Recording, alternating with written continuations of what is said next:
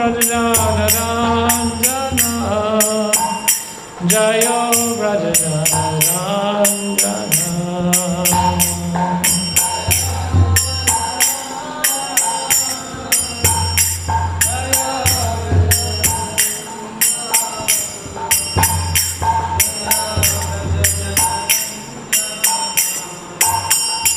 Jaya Yamuna Chiravanachari, Jaya Kunja Vihari.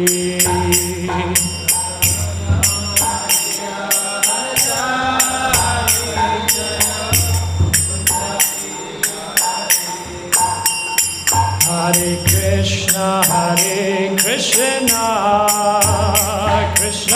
Krishna, Hare Hare. Hare Rama, Rama Rama, Hare Hare.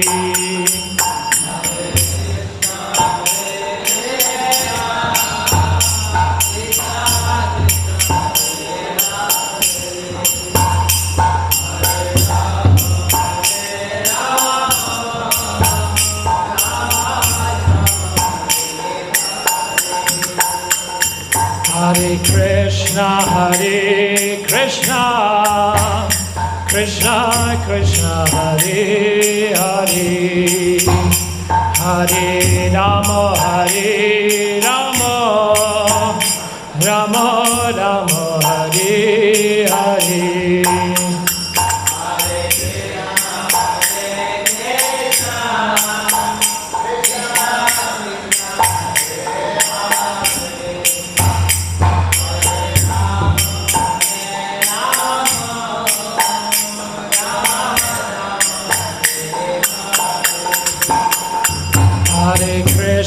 Hare Krishna, Krishna Krishna, Hare Hare.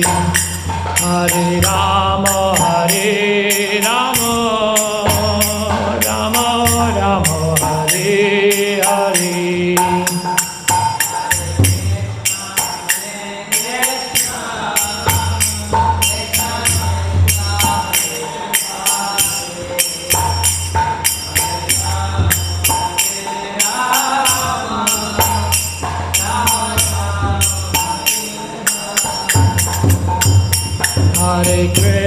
Hare Krishna, Krishna Krishna, Hare Hare.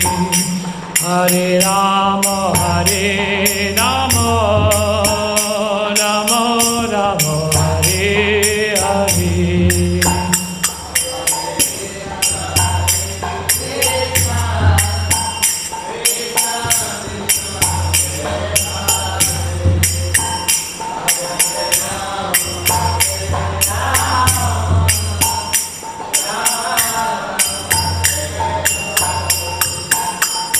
Jaya Prabhupada, Jaya Prabhupada, Jaya Prabhupada, Jaya Prabhupada.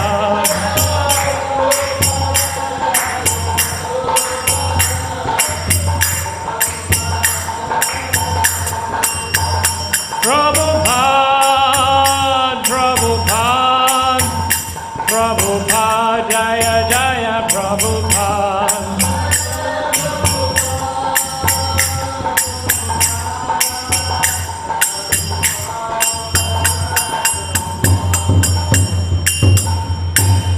Jaya Srimad Stota Srimad A.C. Bhaktivedanta Swami Sri Prabhupada Ki Jai. Grantaraj Srimad Bhagavatam Ki Jai. Gaura Premanande. All glories to some devotees. All glories to some devotees. All glories to some devotees. All glories to Shri Guru and Shri Gadanga and Shri Prabhupada.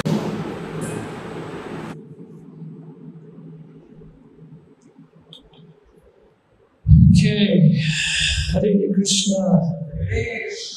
So today we are reading from the 11th canto of the Srimad Bhagavatam, chapter 5, chapter 6, entitled The Yadu Dynasty Returns to Prabhas.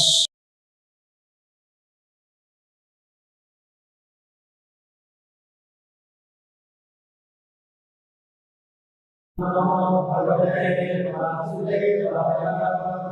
Namo Bhagavate Vasudevaya.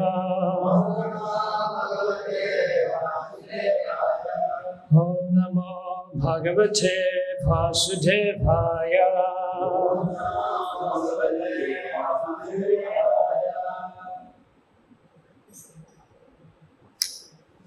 Okay. Sayasayanta stana snana snana kirta dasandishu kata tvam priya atmanam vayam bhaktascha jena Sayasanta stana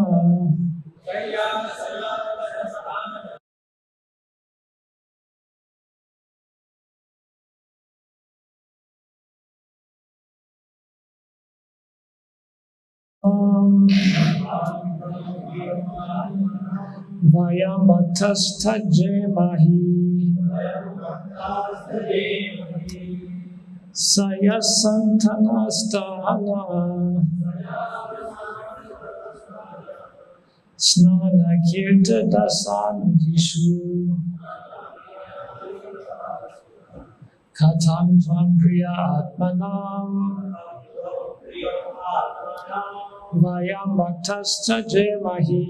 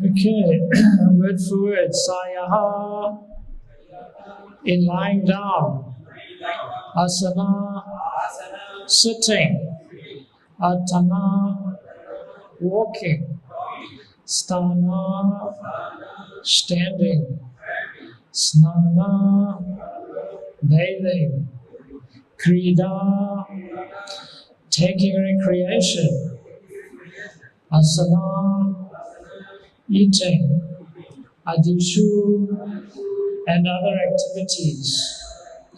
Katam, how, tvam, you, priyam, dear,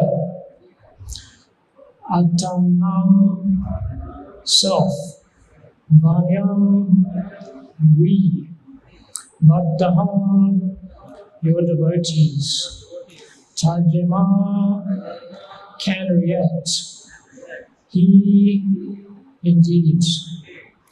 Translation and purport by the disciples of His Divine Grace, A.C. Bhaktivedanta Swami Srila Prabhupada. My dear Lord, you are the Supreme Soul, and thus you are most dear to us. We are your devotees, and how can we possibly reject you or live without you even for a moment? Whether we are lying down, sitting, walking, standing, bathing, enjoying recreation, eating, or doing anything else, we are constantly engaged in your service. Purport. One should be constantly engaged in the service of Lord Krishna. By hearing about Krishna and by serving him, we can give up the illusion of trying to enjoy something separately from the Supreme Lord. If we neglect such hearing and serving, our minds will become bewildered by the illusory energy of the Lord and seeing the world as separate from Krishna. We will take it as a place meant for our own sense gratification, and thus gross ignorance brings nothing but trouble to the living entity. Namo Vishnudev Krishna Motivation Om Namo Bhagavate Namo Vishnudev Om Jnana Timirandasya Gyananjana Shlakaya Chakshu Umnitamena Tasmai Shri Gurave Namaha Shri Chaitanya Manovistam Stavitamena Bhutale Soyam Vipadamaya Vedanta Swapadantika Vanchakapa Durabhischa Kripa Sindhu Vevacha Patitanam Bhavanyo Vaishnavi Hare Krishna Krishna Krishna Hare Hare Hare Rama Rama Hare Hare. Okay, so this verse is describing how the Lord's devotees at every moment are absorbed in thinking of Krishna and serving Krishna, which is actually a very high level, because it's described in Bhakti Rasamrita Sindhu, the nectar of devotion. Adau Shraddha Tata Sadhu Sangha cha bhajana kriya tato anatani vritti syat tato nishta ruchi tatas asta shakti tat bhavas tata premantuti sadakam ayam prana prabha bhavet krama. In the beginning, one must have a preliminary desire for self-realization, and this will bring one to the stage of trying to associate with persons who are spiritually elevated. In the next stage, one becomes initiated by an elevated spiritual master, and under his instruction, the neophyte devotee begins the process of devotional service. By executing of devotional service under the guidance of the spiritual master, one becomes free from all material attachments, attains steadiness and self-realization, and acquires a taste for hearing about the absolute personality of Godhead, Sri Krishna. This taste leads one further forward to attachment for Krishna consciousness, which has matured in bhav, or the preliminary stage of transcendental love of God. Real love of God is called Krishna Prem, the highest perfectional stage of life. In the Prema stage, there is constant engagement in the transcendental loving service of the Lord. So by the slow process of devotional service, under the guidance of the bona fide spiritual master, one can attain the highest stage, being freed from all material attachment and fearfulness for one's individual spiritual personality, and from the frustration that results in void philosophy. Then one can ultimately attain the abode of the Supreme Lord. Yes, so it's saying on the stage of Prema, there's constant engagement in the transcendental loving service of the Lord. And why is that? Because on the stage of Prema, our desire for Krishna, Prema, desire for our love for Krishna is so strong that the person can do nothing else but think of Krishna. And Prabhupada describes like a... can I get some water? Prabhupada describes it's like a young boy when he's in love with a young girl, or the other way around, and the other person, they're always thinking of that person because of that strong desire. So that is the idea, is that we have to cultivate that desire, or at least we have to desire to have the desire. We have to desire bhakti. That is the thing, or we have to desire to have the desire to have bhakti. Because everything is operating on desire. Like I'm moving my hand. Am I actually moving the hand? Can the soul move the hand? The soul cannot move the hand. I'm simply desiring, and the super soul in my heart, he is facilitating. The super soul in the heart is what is actually connecting the soul to the material world. And we are desiring things, and therefore the Lord is facilitating. But the soul by himself, I can't move this body. I don't know how this body works. I don't know the muscles that are involved. I'm just desiring it, and then in my brain is sending signals, and all these things are happening, and like that, things are happening. But actually, I'm not doing it. Krishna is doing it. He knows how it all works. I don't know how it works. I'm just desiring, isn't it? And that's how the whole material world is working, on desire. And we are changing bodies according to our desires. Our desires at the point of death are determining our next body. Like Krishna says in Bhagavad Gita, that this world is like a machine. And that machine is being operated by our desires. We are situated just on this machine. So we have to think how we can purify our desires. How we can develop that desire for Krishna Prem, that desire for bhakti, so that it can manifest. Like Bhakti Vinod is singing this bhajan, Dalera Gita. He says, Boroshuke Kabogai, Boroshuke Kabogai, Surabi Kunjeta Namahad Kure Chitkodanitai, that I am singing the news of great happiness and tidings. Lord Nityananda himself has opened a marketplace of the holy name in Surabi Kunj. Boramaja Katetai, Boramaja Katetai, Shradamulya Sudanam Sedahepikai. The news of its great result is that he is selling the pure holy name in the marketplace for the price of only one's faith.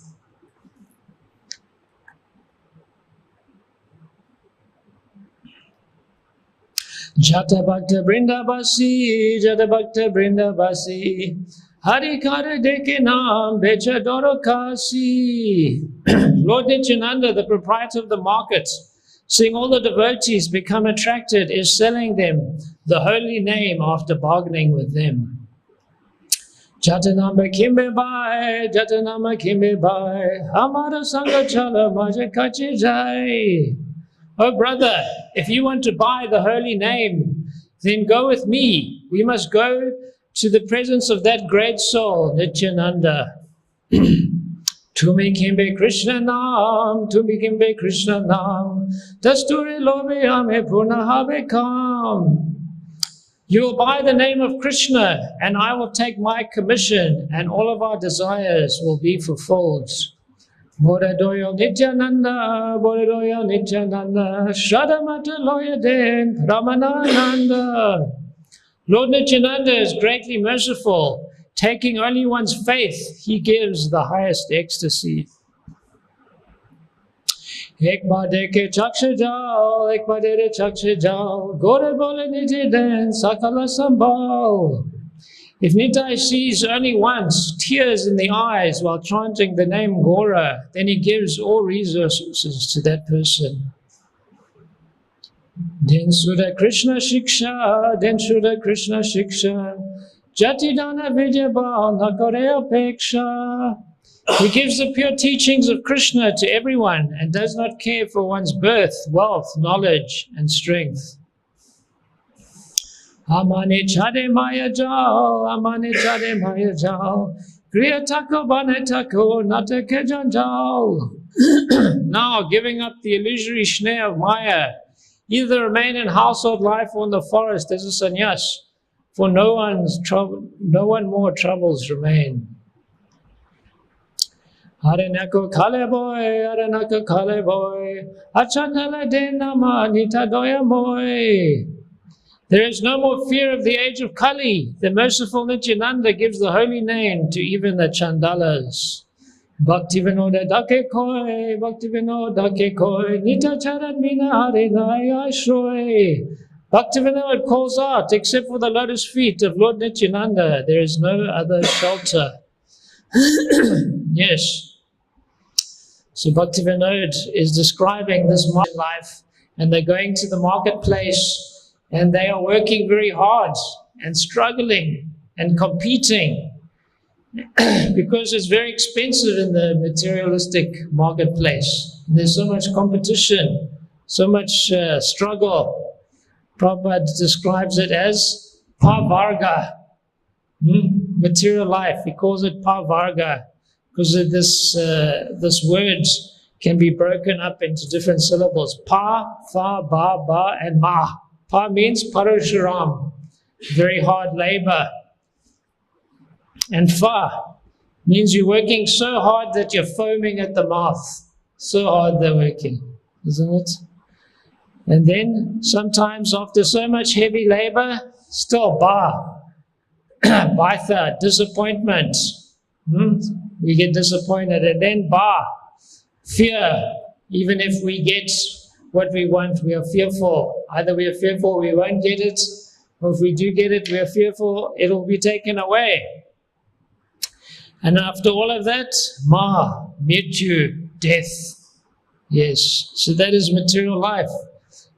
People are at the marketplace of material enjoyment, and they're struggling hard with these different things, foaming at the mouth to get it.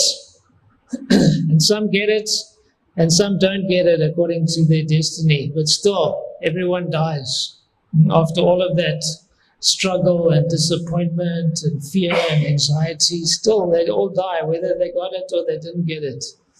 But at the marketplace of the holy name, anyone can get it. And what is the cost? You just have to want it. That's the cost. Yeah?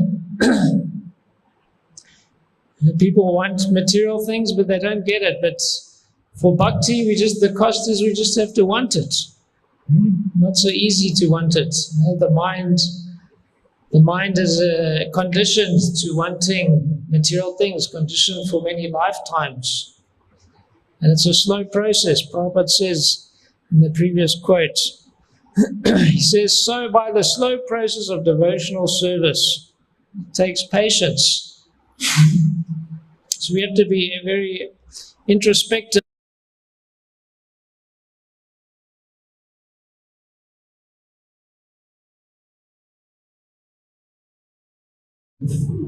So we always have to look within our hearts and see what are those desires. It's described that Bhakti Lata Bij, we're watering the Bhakti Lata Bij, and with that Bhakti Lata Bij also weeds are growing. So we always have to look in our hearts, what desires are there? What is it that we really want? What is actually our motivation in our service? We always have to be introspective. And if we see that material desire is there, we should meditate. There's two sides. There's hankering and then there's lamentation. So if that hankering is there, we should turn that hankering into lamentation and think about how much we have suffered in this material world. Think about how much suffering. And maybe if we're young, maybe we haven't experienced that much suffering in life, but we can meditate on the suffering of others. Look at our parents, how much suffering they went through, And then when we think about how much suffering there is in this material world, maybe our excitement, our enthusiasm for material life, and it goes, not so excited. Isn't it? If we can meditate on the suffering of this material world, and that is what Prabhupada says in Bhagavad Gita. He says that the devotee should meditate on the suffering of old age and disease and death, so to give us inspiration. So, because this process of devotional service, because it is a slow process, therefore we have this varnashram system, by which people can engage their different natures and their different inclinations in Krishna's service. We could dovetail.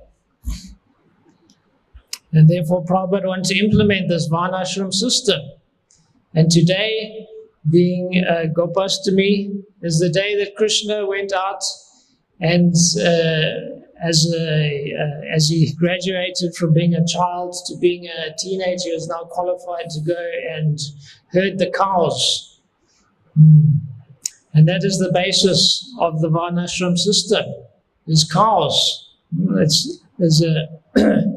From the purport of the 10th canto, it says that Balaram represents plowing the land for agriculture, and therefore always carries in his hand a plow, whereas Krishna tends the cows and therefore carries a flute in his hand. And thus, the two brothers represent Krishi Raksha and Go Raksha, the importance of cows and the importance of agriculture. And this is the basis of a happy civilization, of a civilization that is in the mode of goodness, not a factory civilization that's based on nuts and bolts and working hard 12 hours a day and exploitation. Like Prabhupada says that first, before you get a jaru, a wife, you need a garu, a cow. He says that anyone and everyone wants to be happy within this Griya Kshetra Suptaptivata, household life, and having some land. In those days, there is no industry. Therefore, industry is not meant. Land. If you get land, then you can produce your food. But actually, that is our life. Here in this village, we find so much lying vacant, but they are not producing their food. They make their food for the cows, for cows to kill them and eat them. This is not Griya Kshetra. You become Grihastha, but you produce your food from the land. Griya Kshetra. And when you produce food, then beget children. Griya Kshetra Suptaptivata. In Indian village, there is a system that amongst the poor man, the cultivators, that they cannot keep a cow, he will not marry. Jaru and Garu. Jaru means wife and Garu means cow. So one should keep a wife if he is able to keep a cow also. Jaru and Garu. Because if you keep a wife, immediately there'll be children. But if you cannot give them cow's milk, the children become rickety, not very healthy. So they must drink sufficient milk. So therefore the cow is considered the mother. Because one mother has given birth to the child and the other mother is supplying milk. Isn't that system? Yeah. So we want Jaru, but we don't want Garu. Yeah. We think Garu is too much problem. Or maybe I'm pronouncing it wrong. Is it Guru? Yeah. But Radhanath Swami said that in Kali Yuga, to live simple is complicated, and to live complicated is simple. Isn't it? Yeah. Because to live simple is like you're going against the whole civilization. You know, the whole civilization is built for this kind of life. And to try and go back to that life, it's complicated. But what does complicated mean? Complicated means it requires intelligence. It requires research. It requires some application of our brains to find a practical solution. Prabhupada is giving us the basic idea, but he's leaving it up to us to figure out how to do it practically. Like in the Srimad Bhagavatam, it says that the residents of Vrindavan had become highly prosperous simply by protecting cows. Since Indra wanted to destroy their so-called pride based on wealth by killing their animals, well-tended cows produce large quantities of milk, from which come cheese, butter, yogurt, ghee, and so on. Those foods are delicious by themselves and also enhance other foods such as fruits, vegetables, and grains. Bread and vegetables are delicious with butter, and fruit is especially appetizing when mixed with cream or yogurt. Dairy products are always desirable in civilized society, and the surplus can be traded for many valuable commodities. Thus, simply by a Vedic dairy enterprise, the residents of Vrindavan were wealthy, healthy, happy, even in the material sense. Yes, so the residents of Vrindavan were healthy, wealthy, and even materially happy. They were not going to Mathura to beg, "Oh, we have Goshala, please give donation for our cows. Our cows are a source of expense to us, please give donation." The cows were actually a source of wealth. But we see in our modern day cow enterprises that the cows are a source of expense. They're not a source of wealth, and this is a problem. And this is a problem that we need to solve. This is a problem that we need to apply our big IIT brains and solve this problem. Like the Brazilians, they have a problem that they have a lot of land, but it's a very hot country, and therefore they took the gear cow from India because the gear cows adopted to hot climate. Because they can't take the Western cows. The Western cows, they like a cool climate. And then they through breeding, they improved the breed of the gear cow. They produced their own breed called the Girlando. And that cow has the world record of the amount of milk produced, 127 liters in a day. Yeah. They're taking the Indian cow, they're improving it. But in India, they're like, "No, this is our traditional cow. This is our tradition. We cannot change the cow. Otherwise, it's not Indian cow anymore. We change it." And therefore, we're like, "Go give donation for our cows. Our cows are not a good enterprise." But they're producing cows producing 127 liters. Yeah? So that's practicality. Practicality over tradition. Yeah. Because when Prabhupada was, on his deathbed, he was asking Giri Maharaj, how's this movement going to continue when I'm gone?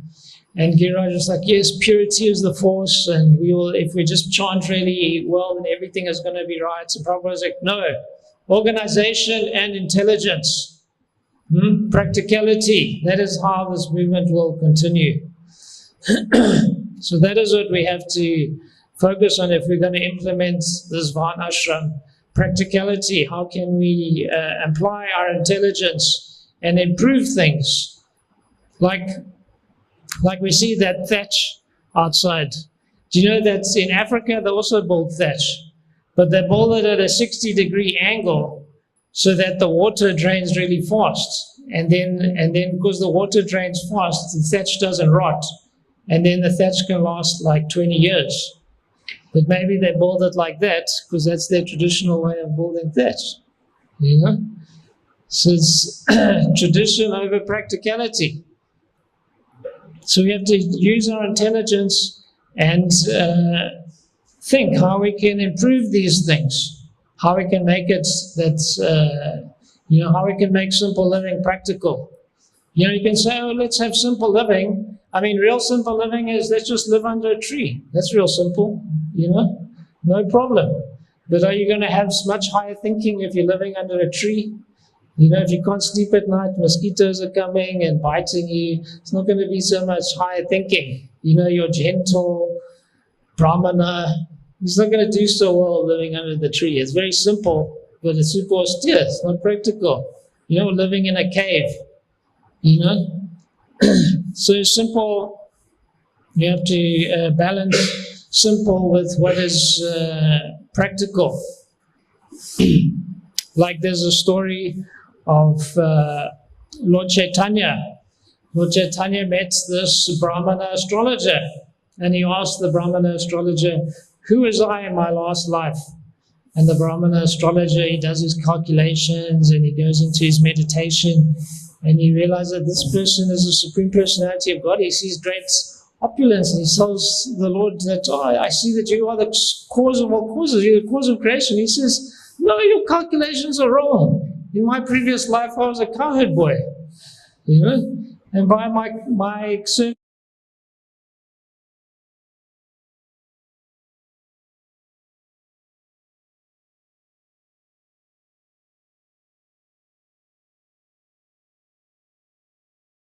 Astrologers, Ayurvedic physicians, teachers, and priests. Although highly learned and respectable, such brahmanas went from door to distribute their knowledge.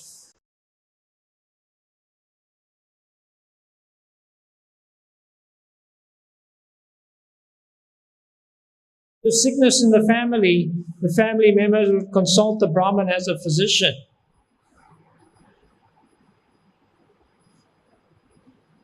And the Brahmana would give instruction and some medicine. Often, since the Brahmanas were expert in astrology, people would also be greatly inquisitive about their past, present, and future. Although the Brahmana appeared to Lord Chaitanya's house as a beggar, Lord Chaitanya Mahaprabhu received him with great respect because he was a qualified Brahmana who knew the astrological science perfectly. Although Brahmanas would go door to door just like beggars, they were honored very respectful guests. And this was the system in Hindu society 500 years ago during the time of Chaitanya Mahaprabhu. And this system was current even 100 years ago, even 50 or 60 years ago. When we were children, such brahmanas would visit householders like humble beggars, and people would derive great benefit from their mercy of such brahmanas.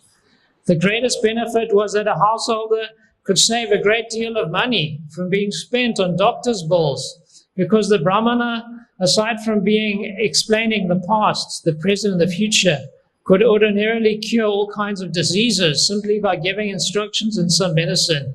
Thus, no one was bereft of first-class physician, astrologer, and priest.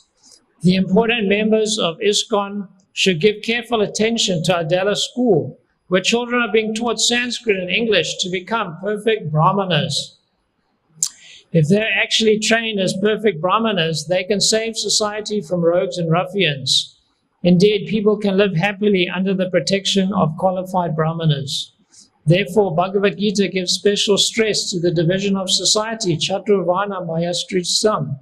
Unfortunately, some people are now claiming to be brahmanas simply by birthright with no qualifications, and therefore the entire society is in chaos. So we see Prabhupada's vision for what is a brahmana. It wasn't simply a priest. We see that in our current gurukuls. What do we train? We just train them to be priests. They know how to do some yagas, so they know how to do the Shastra, they know how to worship deity, but beyond that, not so much skills. And therefore, parents, they don't want to send their kids to Gurukul because they want them to have skills. They want them to be educated and have practical skills, and we're just training them as priests. And, the unemployment rate for priests, I think, is maybe a bit high. So people don't want to send their kids. They want some practical education.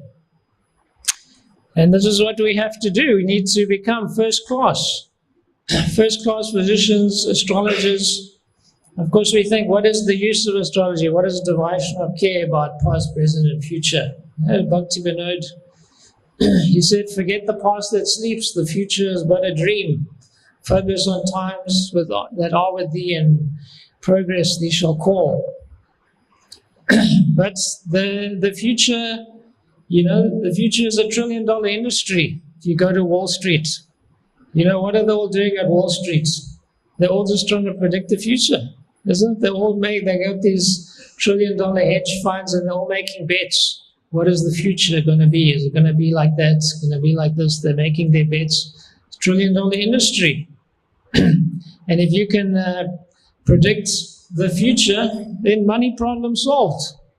Isn't that be a good thing? If we need varnashram, we need land costs money.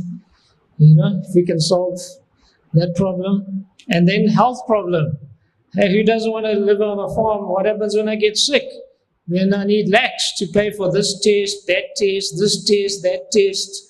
And then at the end, they kind of make up some kind of, your disease is X name and we can't cure it. If you're lucky, you can be addicted to our drug for life that has, 10, 20 side effects. Then we give you a drug for that side effects and that. Isn't it? And people are like, I cannot live on the farm. I need money. What happens when I get old? I'm not healthy now. How am I going to be healthy when I'm old? I have to pay for my doctor's bills. And what is our solution? No solution. Yeah. So we have to solve that problem also. We have to apply our brains how we can actually improve on alternate medicine.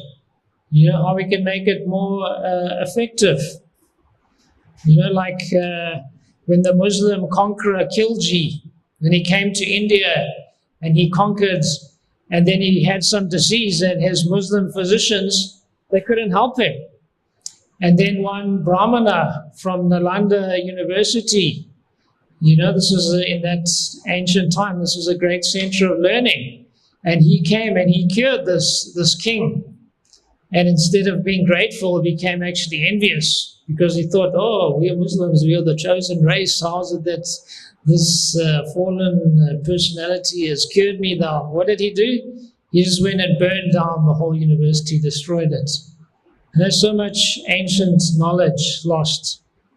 So a lot of these traditions, a lot of this knowledge has been lost. But we have to apply our brains, and with a bit of inspiration from the Lord, we can get that knowledge back. We can, because you can't have Vaishyas without Brahmanas. This is the thing, we're trying to jump to the Vaishya stage, but we don't have the Brahmana stage, it's not there. And that's why in ISKCON so many farms failed, because the farms just were not economically feasible. So before you can implement the Vaishya stage, that Brahmana stage needs to be there. Not that we're on the farm and when we get sick, then you go to the Kami Brahmanas, the doctors, and they want to charge you this, and so much money, and then you're like, oh, this is not working. So this, we need to apply our intelligence and see how we can improve these things. Even we can learn from other traditions, like Chinese medicine. These are also a very ancient tradition, many thousands of years old. And, they had their different sages who obviously, some combination of meditation and research, they came up with systems. Even we have our modern Western sages like Hanuman, came up with homeopathy. And in his time in the 1600s, in the West, they often referred, the derogatory referred to the medicine as allopathy, but that wasn't actually referring to modern medicine. The medicine of his time was like what's called Humeric medicine, which is basically a European version of Ayurveda. They have the different humors, Kapha, Pitta, Vata, they have their own name. And it was a similar thing that they would treat, you have cold, they treat it with heat. And he was like, no, we're going to treat cold with cold. Not in a direct cold way, but in a subtle way, so that the body's own system responds to the cold with its own internal heat. That is his idea, his inspiration. And like that, he created his own system. So we can learn from these. We can learn from these systems, and we can improve what exists and apply our brains, our intelligence, and develop these medicine. And then in our gurukuls, we can produce first-class physicians where people don't have any anxiety about health problem solved. Yeah? And then they can feel happy. Oh, I can go to the farm, devotee's going to take care of me, I don't have to worry, and we can live off the land, and Krishna is providing. But that's first, Brahmanas have to be there. And then gurukuls. Gurukuls also have to be there. Like I said, people don't have faith to put their kids in gurukul because they're not coming out with practical skills. But the problem is that if men don't go into gurukuls, they become spoiled. Isn't it? Like we see that in the pastimes of Nalukuvera and Manigriva, they were sons of rich men. And they were sporting with young ladies, and they got cursed to become trees because they were standing around naked. And this is what has been observed. There's this quote, says that hard times create strong men create good times create weak men, and weak men create hard times, isn't it? And there's different, these historians, they've looked at history, and this is the cycle that happens. That when times are tough, it builds strong men and they create good times, and then their sons are spoiled by the opulence and the easy times, like you see in the West. So much drugs and sense gratification. These people are useless. They cannot lead society, and therefore society goes down, and you see the cycle repeat.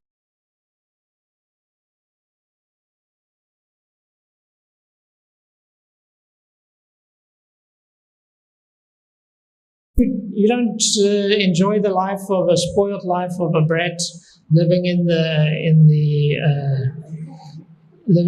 castle with 10 servants. You go to the Gurukul, and the Gurukul you go house to house begging, and you're trained in austerity and humility. Now, this is the Vedic system. Doesn't matter who you were, how big your parents were. You go to the Gurukul and you get that training and character. And therefore the society can continue. Therefore it's something that is sustainable. So these solutions are there, but we're not following those solutions. We're just following, the Western, whatever is normal, whatever is normal. But that is, that is a road to destruction. And it's happened again and again. There's the Roman civilization, the Greek civilization, all these societies. They had their time of great opulence, and then came destruction. And similarly, you're seeing it now, and that time will come.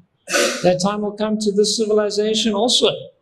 Even now, we're seeing this year, gold went up by 50% in 1 year. And what is gold? Safe haven, isn't it? That the big economic brains, they're seeing that things are not going well. That all these countries are just getting more and more into debt. Because that's how democracy works. The leaders can't actually lead. They just promise, we'll spend more money on you, but they don't have the money, so they just borrow the money, keep on borrowing and borrowing, and like that. And from their borrowing, are they producing more economic development? They're not. Just going to different social welfare, and they're saying this is not sustainable. And therefore, people are putting their money into gold, because they're understanding that, the end is nigh. that this is not something that's going to continue. So we have to be prepared. Prabhupada was preparing us. He said this motor car civilization, maybe 50 years it'll be over. So we have to be prepared, and we have to develop these ancient technologies. We have to do the research and apply our brains and think how we can really implement this Vedic society so that we are prepared. Not that we are now, just having no plan. Prabhupada is preparing us now. Because Prabhupada said that if these farms are successful, then people will all come to the farms, because he could see that in the future, material life was going to be really terrible. Even now, what happened to the bull? They had their big technology, the tractor, and now the bull is unemployed. He's got no job. His job has been replaced by the tractor. And now we have AI. And so technology is replacing people. A lot of people, they can be replaced by AI, replaced by robots. They're becoming obsolete. So where are they going to go? They're going to come to the farm. That's where they're going to go. The farm that we are going to build in the future. So we have to build those farms. So that where there's no unemployment and we have lots of useful people. And then we can have that ideal life of Vrindavan where everyone is happy and healthy and has all their material necessities provided. It's a very idealistic vision, and it's not going to be implemented just by being idealistic. It's being implemented by hard work and intelligence and trying things and seeing what works. And that way we can have that simple life and just think of Krishna and attain Krishna Prem and go home back to Godhead. Hare Krishna. So anyone has any comments or questions?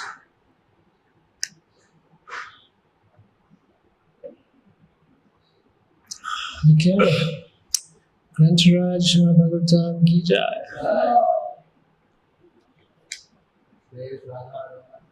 Hey,